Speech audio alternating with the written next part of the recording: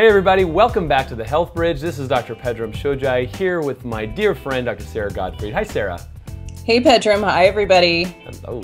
So we have my buddy, Ocean Robbins, here today, who I've been spending a lot of time talking to because as soon as I saw what he was doing, I just fell in love. These guys are doing such cool work, fighting the good fight and really working to help change the way we look at food. And so without further ado, I'd like to welcome him on. Hi, Ocean. Hi, it's great to be with you both. Great to see you. So Ocean, you've done some tremendous work and it's been pretty disruptive. You've definitely gotten the attention of a lot of people already just in the work that you're doing to get people to become aware of where their food comes from. The food revolution is a real thing, and you've been doing it pretty aggressively, I would say, since I've known you, and you're just the nicest, sweetest, kindest guy out there. And so I guess the first question is, who are you doing this for? What are you doing this for? Well, I'm doing this for every kid who is getting diabetes and doesn't need to. I'm doing this for the 74% of the American public that's overweight or obese and doesn't need to be. I'm doing this for our planet and the future of life that has a destabilized climate when our food is having and our food production systems are helping drive global warming. I'm doing this because we can do better, because we are on a course to be spending our entire federal budget just paying for Medicare and Medicaid in a generation. We can't afford to continue on this course. We have to find a way to reverse course. Now, here's the amazing thing, I think, is that we have the knowledge and the insights and the science that we need to do way better than we are. We could reverse or eliminate a large proportion of the medical crises that are plaguing our people today. And we deserve that. You know, our kids deserve that of us. You know, every kid who's growing up overweight and sick and lethargic, you know, who's suffering from illnesses that no kid should have to deal with, you know, they deserve to be fed real food, healthy food that's going to help them thrive. Boom. And we can accomplish that. Amen. Ocean, I so appreciate these connections that you're drawing for us. And I want to go a little deeper with the point you made about planetary health and the health of our own internal ecosystem as individuals. Can you say more about the climate change and its connection to food production? Well, absolutely. I mean, the United Nations Food and Agriculture Organization did a report on the connection between food and climate change, and they wound up determining that beef production actually was driving more of our climate change issues than cars were. And so, you know, the reality is, you know, you don't have to be a vegetarian to care about your planet and to want it to be healthy and well, and to realize that we've got to find ways to produce less of this product. The scale of livestock on this planet right now is just not sustainable for the well-being of our future. And so we're trying to highlight that. We're also looking at organic agriculture. We're looking at the fact that we're saturating our fields in pesticides that end up in our bodies. We're looking at the fact that the average farm worker in the United States lives 49 years. That's the life expectancy. And this has partly to do with the treatment of the conditions they're living in, and it has partly to do with the fact that they're exposed to so many pesticides on the job. You know, the pesticides that are poured on our fields were developed during World War II, many of them, to kill people. And then they've been modified a bit, and now they're being put on our fields. We have genetically modified organisms in about 75% of the foods in our supermarkets and restaurant menus.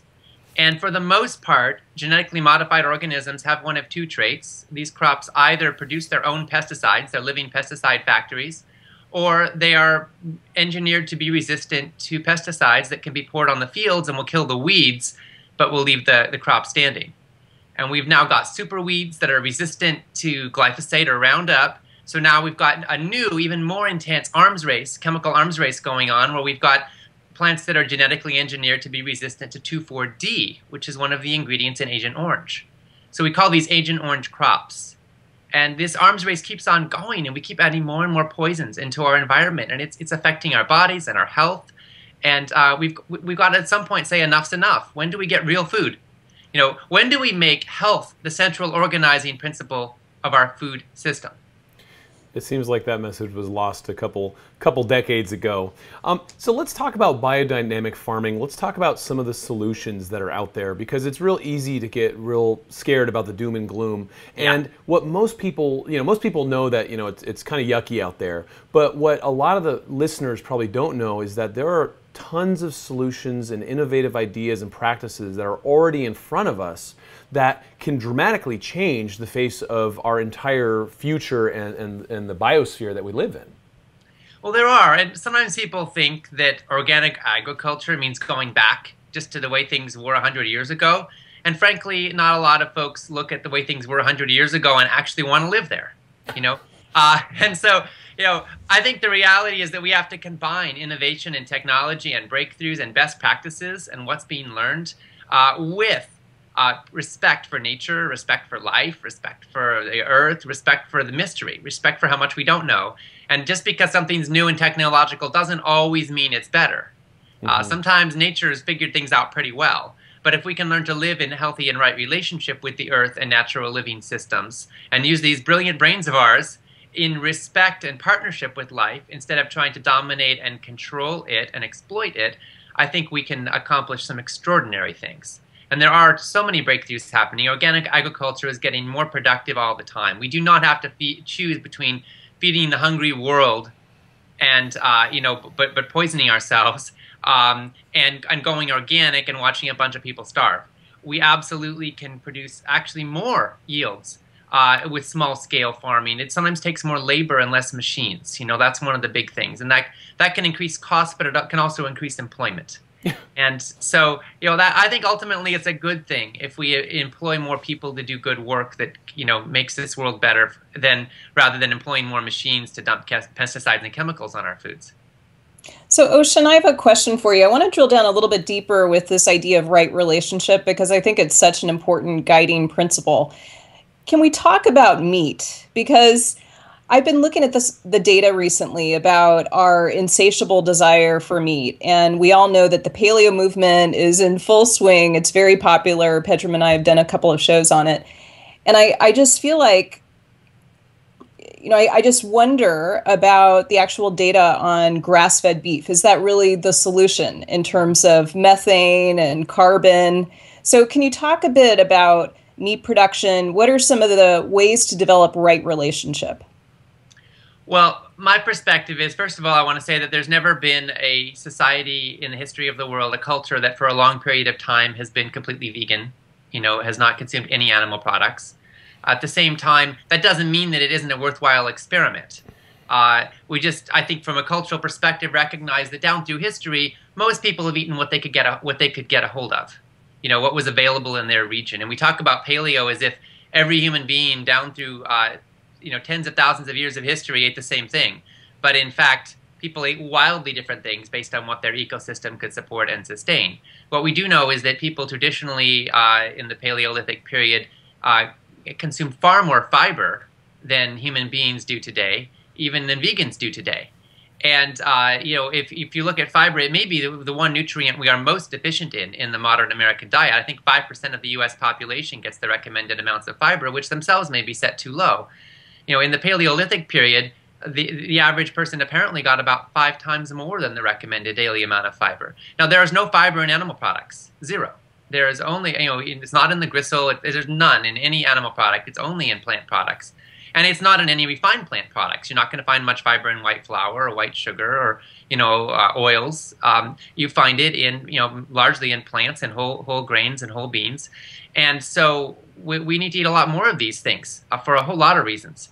My perspective from an environmental perspective and from a human health perspective is that collectively we need to eat a lot less animal products across the board, and we need to raise the animal products that we produce in a much more conscious and respectful fashion. Respectful for the animals and respectful for the environment, which ultimately leads to a product that is a lot less toxic and perhaps even beneficial for human beings.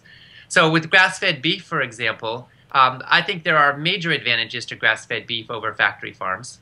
That said, we can't produce the quantity of beef that we're eating today in a grass-fed arrangement. And we certainly can't increase it because it would take more land than we've got. We'd have to be cutting down our forests. I mean, rainforest beef is grass-fed beef, but we know that's not sustainable, right? So we absolutely have some land on this planet that can't be growing crops, and it can grow grass, and cows could be grazing on it, and there's an ecological case to be made, and there are ways to manage those cows that can be long-term sustainable. However, it's not going to be the massive production system that we're seeing today. And what scares me about the paleo movement is that a lot of people are just focusing on the meat part, and they're not realizing, you know, in Paleolithic times, people were eating a ton of wild plants that most of us would never touch today. And frankly, the meat they ate was all wild too, which is a totally different kind of thing with an animal that ran around and, you know, is in its natural environment. You know, other than fish and deer, people don't generally consume wild animal products much of it all today. So, you know, animals that have been raised in captivity, that are fed an unnatural diet, you know, cows that never touch a blade of grass in their lives, you know, this is not natural. And a lot of times the Paleolithic concepts, people are eating more animal products without really looking at where they're coming from. Yeah. Go ahead, sir.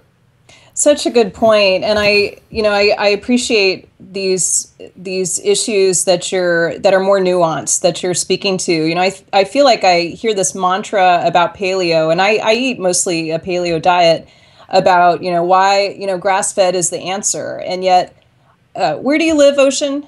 Santa Cruz, California. Okay, yes. So we're all living in California, where we have a severe drought, and most of the producers that I know of grass-fed beef can no longer sustain the grass-fed beef because of the massive drought that we have.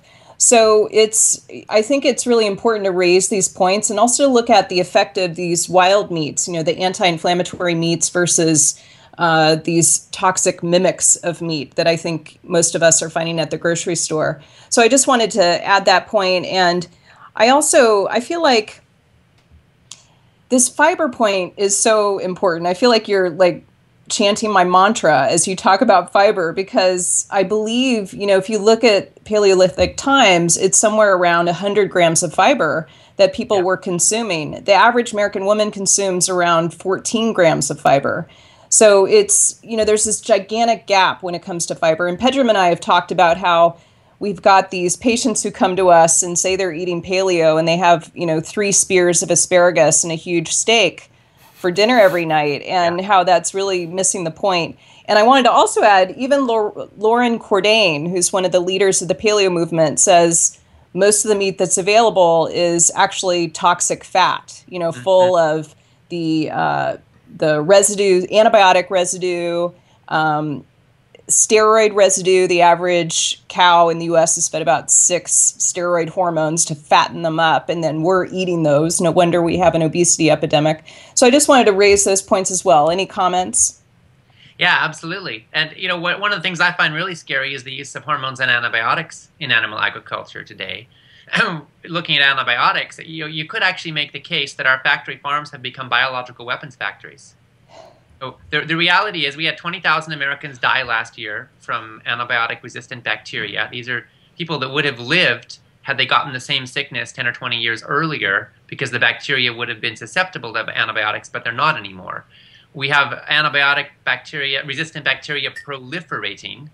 We have scientists thinking that we may be looking in a generation or two at a post-antibiotic world. The consequences for human health of such a concept are terrifying. And the reality is that 80% of our antibiotics are used today in factory farms. And they're not used just to help animals recover when they get sick. They're added in low-grade levels every single day to every dose of feed, which is a spectacular way to produce resistant bacteria. We have clear documentation that bacteria is transferring to human beings. We know for a fact, therefore, that these factory farms are directly implicated in the death of large numbers of people, and the threat is that this could grow enormously.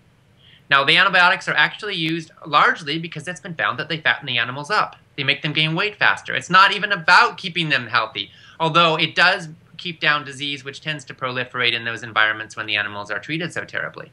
So we've got to treat the animals better. We've got to get away from this system. You know, antibiotics should be administered by vets, you know, not with every dose of feed. And, you know, we've got an industry that is dragging its feet on this issue, and it's threatening the future of our most potent weapons against infectious disease. Well, you know, it's funny that we stand here at this precipice of this, and we are, everyone's saying, well, it's so well entrenched and it's so hard to make these changes, and the industry is already there, and how are we going to change the food system? I wanted to kind of come in with a quick quote from a guy that you guys have probably heard of, and then let's talk about what we can do as solutions. On September 12, 1962, President John F. Kennedy was doing a speech at Rice University, and I'll paraphrase by saying, but why, some say, the moon? Why choose this as a goal? Why climb the highest mountain and fly the Atlantic? And his response was, we choose to go to the moon. We choose to go to the moon in this decade and do the other things, not because they are easy, but because they are hard, because that goal will serve to organize and measure the best of our energies and skills, because that challenge is one that we're willing to accept, one we're unwilling to postpone, and one that we intend to win, and the others too. We're doing this for our children, right? And you're sitting there fighting this good fight, and everyone's so afraid of getting in and getting dirty again. And changing the food system is what we must do. Are we going to do it before the next Black Plague hits us, or are we going to do it now before we can intercept it? Yeah. So I'd love to talk about what awesome stuff you're seeing out there that is really transforming it. Are we talking algae? Are we talking plankton? I mean, how are people getting their protein if the paleo thing is kind of a passing fad? Well, first, let me give a little context. I think of this as food 1.0 was survival. For most of human history, if you could get enough calories to keep yourself going for another day, that was success. In the last 100 years or so, with the advent of modern civilization and commerce and transportation, food really has become about commerce. It's become, you have 500 plus flavors of kinds of breakfast cereal in the average supermarket. My grandfather, as you both know, started Baskin Robbins Ice Cream Company, and we went from vanilla, chocolate, and strawberry to 31 flavors of ice cream. And he made a lot of money doing that. My dad walked away from the company, but we know a little something in our family about what it takes to exploit the American desire for more options when it comes to food, right? And how profitable that could be. And yet what we're finding today is that that we have to graduate to food 3.0, which is health. If we continue to make money and profit in commerce, the central organizing principle of our food system, then we're going to continue suffering and dying at a terrible rate, and the problems are going to be accelerating. But if we can make health the central organizing principle of our food system, health for us and health for our planet, then our priorities change radically. Then government systems change, then individual choices change, then corporate practices change, and we get a radically different outcome. Food 3.0 to me is about healthy, sustainable, real food that's natural, that's more organic, that's not dumped with pesticides, that's not full of chemicals and antibiotics and hormones, food that's not hyper-processed, food that is made with respect for farmers and the earth and our own health and well-being. And if we move in this direction, here's what we can look forward to. We can look forward to trillions of dollars in healthcare savings. We can look forward to a more robust, vibrant population, a stronger economy, more energy, better sleep, better sex life, more joy, more yes to life. We can look forward to so many positive directions and a more sustainable future for our planet. And we are moving there. Millions of people are stepping into Food 3.0 right now. In the last 25 years, organic food sales in the United States have increased 26-fold. In the last 10 years, farmers' markets have increased 3-fold. Community-supported agriculture has increased 3-fold. Sales of certified non-GMO products have gone from nothing to $5 billion in sales in just 3 years. We are part of a radical change. Companies are taking notice. The companies are scared of the food movement right now.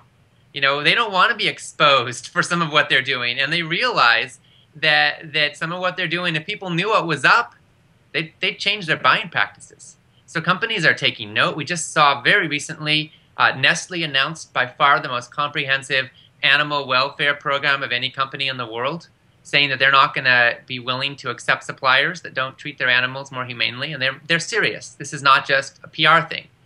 We're seeing Chipotle's, sourcing from non-GMO ingredients and wanting their animals to be treated respectfully. We've got a long way to go, but we're making serious progress. McDonald's sales are down, and Coca-Cola sales are down, while sales of natural brands are rising fast. So I think people are fed up with toxic food. They're sick of being sick. They're hungry for a change, and we're seeing that change manifesting. And the great news is we don't have to wait for governments or corporations to change anything to begin to be part of Food 3.0 in our own lives. And as we take that step, we help change the whole world.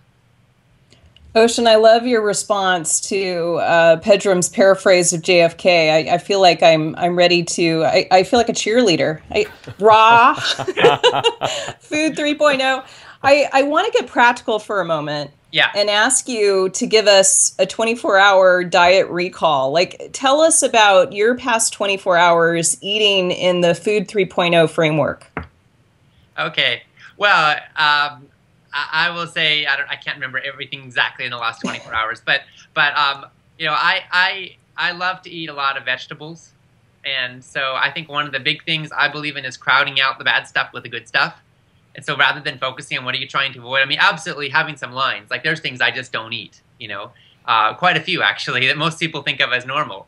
But what I love to focus on is lots of vegetables. You know, last night I made a peanut coconut milk sauce with carrots and onions and peanut coconut milk, and and salt and basil and black pepper and garlic, and I poured that over fresh quinoa. And my kids and I had that, and we had, I have 13-year-old twin sons, and we also enjoyed some steamed kale, broccoli, and carrots. Wait, your children eat steamed kale? Believe it or not, my kid Bodie went to summer camp recently. He's 13 years old. He went to a week-long camp. Afterwards, I said, "How was the camp, Bodie?" He says, "It was great." He said, "There was only one problem." I said, "What's that?" He said, "The food." And part of me is scared. I'm like, oh, is he going to tell me that he felt alienated from his peers and he wants to eat Doritos now? And he looks at me and he says, yeah, there were no vegetables. It was terrible. And I just listened to him. I started smiling. And then he's like, can we have a big pot of vegetables tonight for dinner? Nice. Good work. Things right there. I was proud of him that he had a great time at camp, even though his food choices were different than his peers. I was proud of him that he missed vegetables. And I was proud of him that he took action and said he wanted to eat vegetables. So yeah, our kids love vegetables. Believe it or not, I'm finding it so simple. They will just literally, if I put a pot of vegetables in front of them, they'll eat them, just grab chunks and eat them straight without even dipping them in anything. I mean, it's crazy. And that's kind of how they were raised, you know? I mean, if we wanted to punish our kid, we could probably say, all right, you're not allowed to eat your broccoli tonight. So I feel very proud. I know not everyone gets that experience, but what we have found is that kids tend to adapt to what they're surrounded by. You know, and we had a little while where I will admit I was consuming some kettle potato chips from time to time, and had them in the house. And our son Bodie was going after them, and I was in constant fights with him about how much he could have. And I talked to my wife Michelle, and she's like, you know what? The best solution is to not buy them. Then we won't fight about them anymore. Be the change, Dad. He didn't ask, and now he's totally forgotten he ever even liked potato chips. I mean, it's awesome. So ultimately, shopping has a whole lot to do. What you stock has a whole lot to do with what you eat. Yep. And if we can surround ourselves by good, healthy food, we're going to do well. Yeah, we did a whole show with Abel James on environmental design and just hacking your environment to make sure you have only things that support you around there. And so, yeah, talk about be the change. I mean, you know, if you're going to eat the potato chips, you can't ask your kid not to. And that's a big challenge for us to look in the mirror and realize that we also need to be part of that solution. If we want to choose that for our kids, we can't be hypocrites. And it's not easy. It's not easy because we've all got habits and we're all kind of you know, entrenched in our ways. So I'd love to know how people could get involved with what you're doing, because you're really pushing the envelope. You're doing some great work, and our listeners are really enthusiastic about this stuff, and they need places to plug their energy in and be a part of that solution. Absolutely. Well, you can go to foodrevolution.org to check out our website and get our free Real Food Action Guide and see our blog and connect with our activities. The other thing I want to say is that you are part of Food 3.0. You know what? Every step you take to choose food that's healthy for your body and that's in aligned with your integrity and your values and your spirit brings you closer to the world we're all trying to create. And I know everyone listening right now, you care about this world. You care about your health. That's why you're here. And so food is an opportunity right now to take a stand for the kind of world you want, for the dreams you have, for your own integrity and values, and your own love of life and your own love of your own body and health. And when we do that, we become more healthy, we become more alive, we become more aligned with our own sense of purpose and possibility. You know, I think that we have in food a sacred connection with life. What we eat literally becomes us. And so when you take into your body products of greed and exploitation and, you know, mass marketed consumption of toxicity, how does that affect your consciousness? How does it affect your well-being and your life and your sense of integrity? When you take into your body food that is produced with respect for the earth, and you're consuming food that you feel good about, that you know is in integrity with your own love for yourself and life, how does that affect your consciousness, your life, your well-being, your relationships, everything you do and are? So Food 3.0 is about loving life. It's about choosing life. It's about choosing everything we care about. And I want to thank you for being a part of this movement. Ocean, thank you. I'm so touched by, you're just a total mensch, and I'm so touched by this revolution that you're creating and for your wise words today. I'm not sure how you have 13-year-old twins, but you must have started very young, but I really appreciate the mission that you have. Thank you so much. Thank you. All right, thanks, guys. We'll see you next time. Also, give us comments on the Facebook page. We're always here for you guys, and let us know what you think, because we love Ocean and we want to figure out how to hook you up with guys like Ocean. And so the more you guys give us feedback, the better for us. Facebook.com/thehealthbridge. We will see you next time. Thanks, guys. Bye, everybody.